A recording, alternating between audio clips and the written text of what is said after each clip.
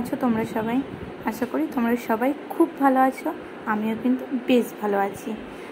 আমার নতুন একটা ভিডিওতে তোমাদের সবাইকে অনেক অনেক ওয়েলকাম আর অনেক অনেক ভালোবাসা। তো আজকে চলে এসেছি একটা রান্নার রেসিপি নিয়ে। আজ তোমাদের সাথে শেয়ার করব লাউয়ের দুর্দান্ত একটা রেসিপি।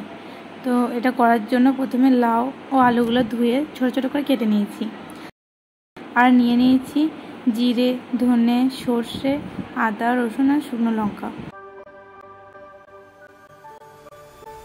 আর এদিকে নিয়েছি পেঁয়াজ, টমেটো, পাঁচফোড়ন আর তেজপাতা।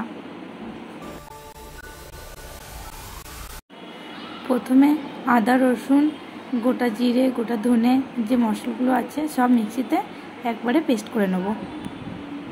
এভাবে লাউ রান্না করলে কিন্তু খুব কম খরচে হয়ে যায়, আর বাচ্চা থেকে বড় সবাই খেতে পারবে। তো তোমরা বাড়িতে অবশ্যই চেষ্টা করে দেখতে পারো। আর তোমরা কেক কীভাবে বানিয়ে খাও আমাকে অবশ্যই কমেন্টে জানাও, তাহলে হয়তো আমিও উপকৃত হব।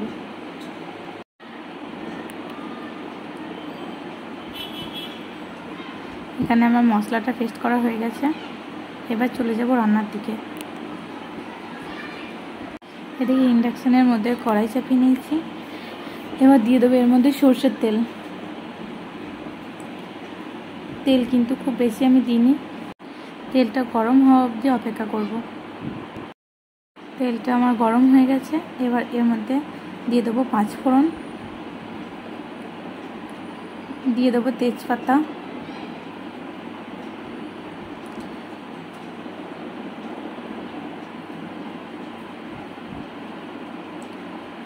এবার দিয়ে দেবো কেটে রাখা পেঁয়াজ।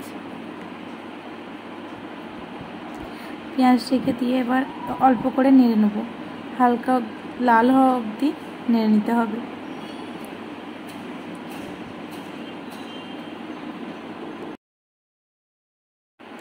পেঁয়াজটা লাল হয়ে গেছে দেখো হালকা।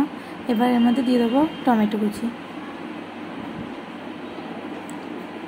হালকা করে নেড়ে দিয়ে দেবো বেটে রাখা মশলাগুলো।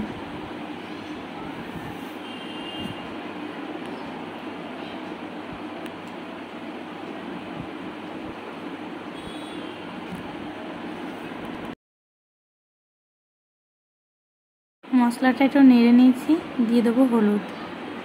মশলাটা কিন্তু তেলে একটু নেড়ে নিতে হবে, না হলে আদার গন্ধ চাই না কো। দিয়ে দিলাম অল্প একটু চিনি।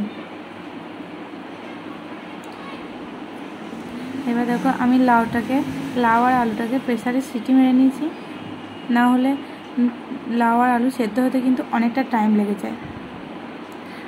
এবার মশলার মধ্যে সিটি মেরে রাখা লাউ আলু দিয়ে দেবো।